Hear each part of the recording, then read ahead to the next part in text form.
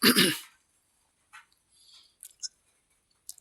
بالله من الشيطان الرجيم بسم الله الرحمن الرحيم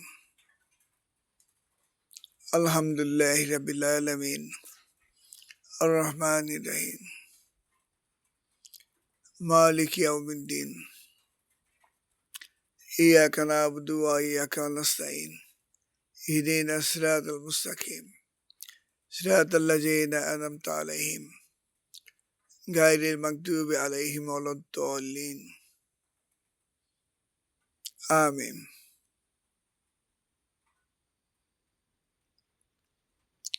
প্রিয় ফেসবুকের ভাই বোন ও বন্ধুরা, আসসালামু আলাইকুম।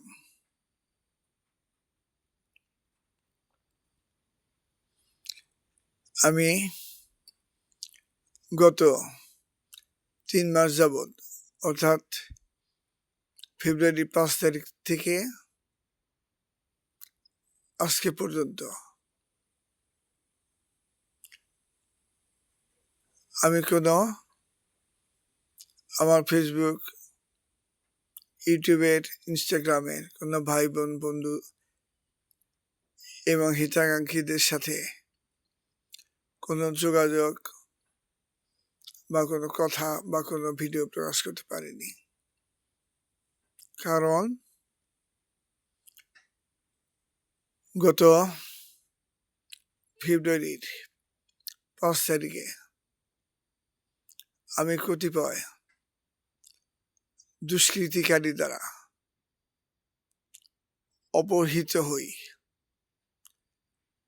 দুষ্কৃতিকারীরা আমাকে একটি নির্জন কক্ষে দীর্ঘ 3 মাস আটকে রাখে। সেই কক্ষটি এমনই 7 ফুট লম্বা, 6 ফুট পাশ একটা কক্ষ। তার ভিতরে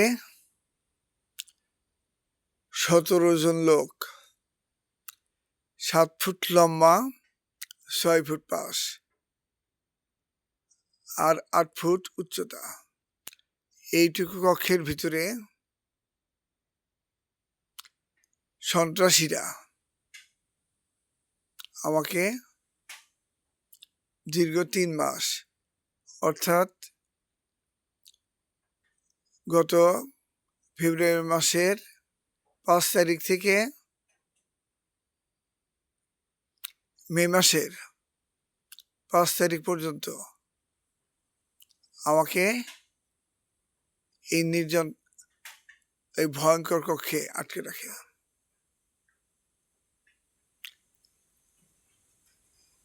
এক মানুষরূপী শয়তান। এই মানুষরূপী শয়তান নাম খন্দকার রাবেয়া তাসলিমা রত্না। আমার বেতন বোনাস এবং আমার বাড়িতে বিক্রি করা গাছ বাবদ আমি প্রায় 1 লক্ষ টাকার মালিক হই। এই শয়তান এটা জানতে পারে। জানতে পেরে এই টাকাগুলি আত্মসাৎ করার জন্য সে সন্ত্রাসী নিয়োগ করে। টাঙ্গাইলের পরিবর্তন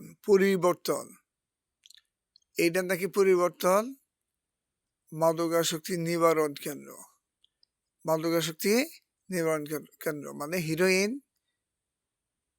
গাঁজা, মদ, হিরোইন, গাঁজা, মদ আরো অন্যান্য যারা মাদকাসক্ত তাদের নাকি চিকিৎসা কেন্দ্র। কিন্তু দুঃখের বিষয় এই যে এইখানে যারা চিকিৎসা দেন তারা নিজেরাই এই হিরোইন, গাঁজা, মদ এগুলাই আসক্ত। নিজে হিরোইন, মদ, গাঁজায় আসক্ত হয়ে সে অন্য ব্যক্তিকে কিভাবে হেরোইন, মদ, গাঁজা থেকে রক্ষা করবে। এই সন্ত্রাসীরা এমন চালাক, নামাজকে তাদের হাতিয়ার। নিজের নামাজ পড়তে পারে না, একটা সূরাও পারে না, কোনো নিয়ত পারে না, কিছুই পারে না। অথচ রুকুর তাসবিহ, সেজদার তাসবিহ, দুরুদ, আত্তাহিয়াতু, দোয়া, মাসুরের কিছুই পারে না তারা। তারা এই নামাজকে তাদের হাতিয়ার হিসাবে ব্যবহার করে তারা দিনের পর দিন অপকর্ম চালিয়ে যাচ্ছে। তারা বিভিন্ন জায়গা থেকে নিষ্পাপ, নিষ্কলঙ্ক মানুষকে ধরে এনে এই এদের নির্জন কক্ষে একটা কক্ষের ভিতরে 65 জন, আর একটা বিল্ডিং এর ভিতরে 7 foot by 6 foot by 8 foot, মানে 7 ফুট লম্বা, 6 ফুট পাশ এবং 8 ফুট উচ্চতা বিশিষ্ট একটি কক্ষে 17-18 জন লোককে সেখানে আটকে রাখে। সেখানে বসার জায়গাও নাই, শোয়ার জায়গাও নাই, নড়াচড়া করার জায়গাও নাই। এরকম কক্ষে আটকে রাখে। তাদের হাত পা কিছু বললে, মা বাপ যখন কল দেয় বা কেউ কল দেয়, ওই তাদের এগেনস্টে বা বিপরীতে কোনো কিছু বললে হাত পা বেঁধে 6-7 জন মিলে তাকে ইচ্ছা মতো পিটাইতে থাকে সত্য কথা বললে। আর যখন বাড়িতে চলে আসে, তারা বিভিন্ন সন্ত্রাসী, মাস্তান, গুন্ডা এদের মাধ্যমে বিভিন্ন অজুহাত তৈরি করে আবার ধরে নিয়ে যায় এবং মুক্তিপণ হিসাবে যে সমস্ত মা বাপ ধনী তাদের কাছ থেকে কোটি কোটি টাকা আদায় করে। এই হলো বাংলাদেশ টাঙ্গাইলের থানার সামনে অবস্থিত পরিবর্তন মাদক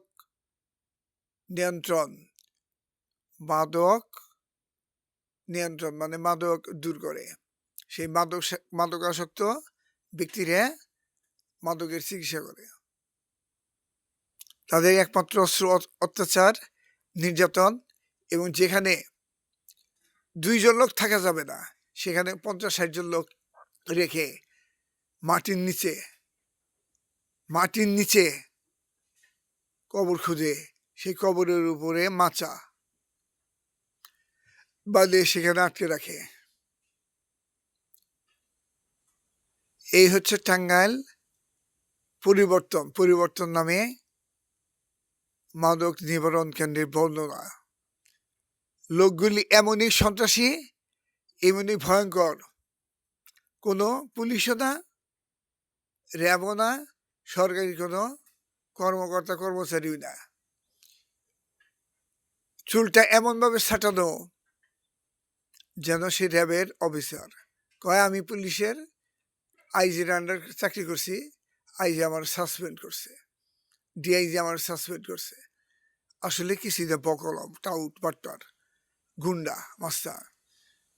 আমি একজন সরকারি লোক জেনেও, সরকারি একজন অফিসার জেনেও আমাকে হত্যা করার জন্য বারে বিভিন্ন রকমের টিম সন্ত্রাসী নিয়োগ করে।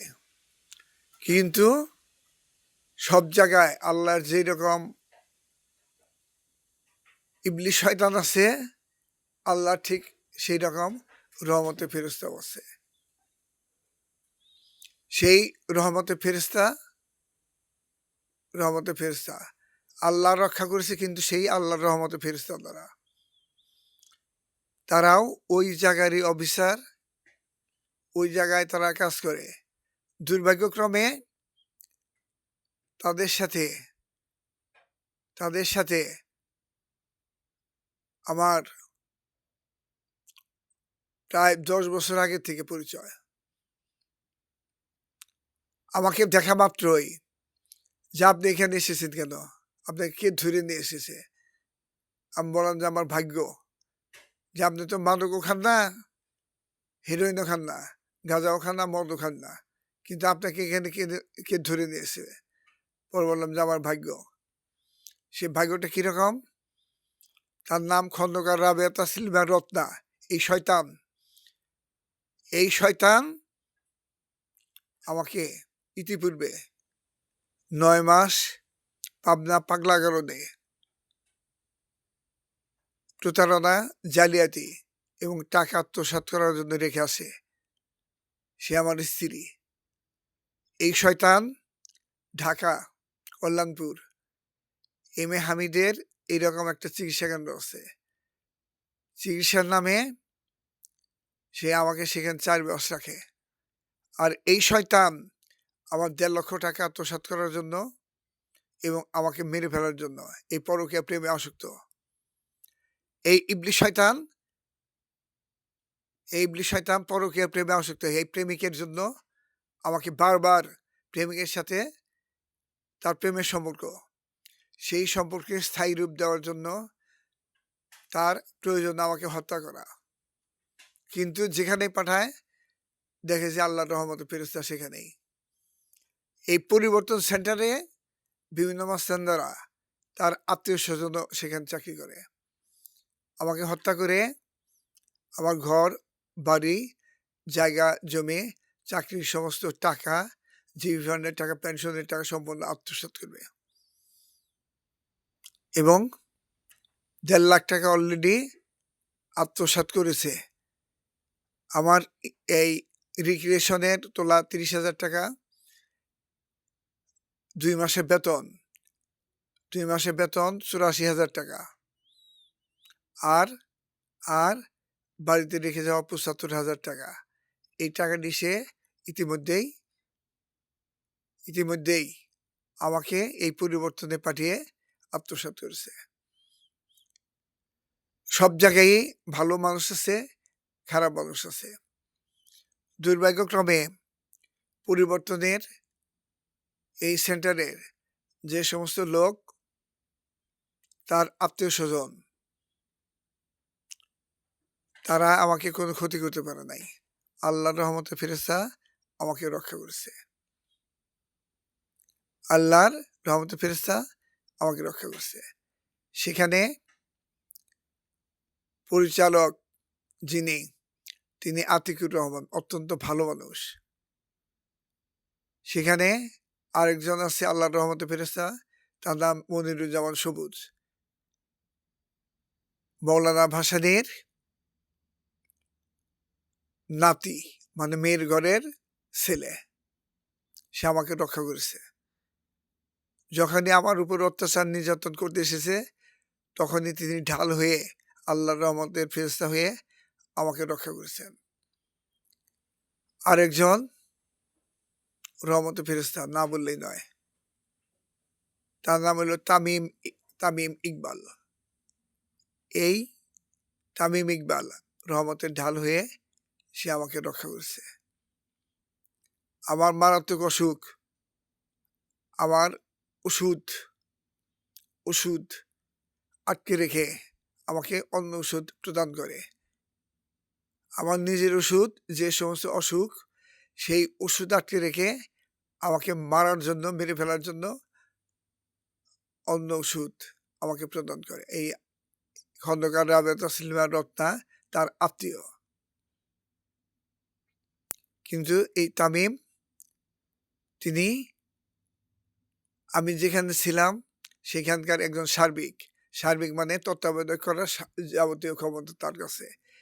তিনি আর আল্লাহর রহমতে ফেরেশতা মনিরুজ্জামান সবুজ, তিনি আল্লাহর রহমতে ফেরেশতা হয়ে আমাকে রক্ষা করেন।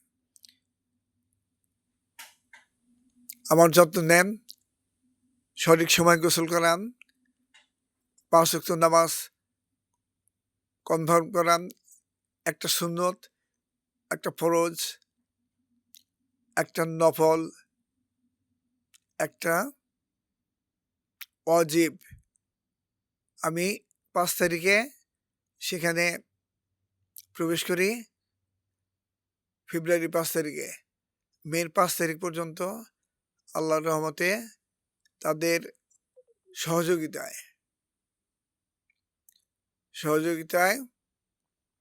আমি 5 ওয়াক্ত নামাজ পড়ার জন্য, আল্লাহর ইবাদত বন্দি করার জন্য সেখানে সুযোগ পাই। আল্লাহ আমাকে ফেব্রুয়ারি 5 তারিখ থেকে মের 5 তারিখ পর্যন্ত 2026 সন আল্লাহ আমাকে 2 মিনিট বিপদে ফেলেছিলেন। যখন আসি আমি তখন আমাকে ভালো জায়গা দিয়েছে থাকার জন্য, কিন্তু টেলিভিশনের শব্দে আমি বলছি যে এই জায়গায় টেলিভিশনের শব্দ আমার ইবাদত বন্দিগিতে ব্যাঘাত সৃষ্টি করে।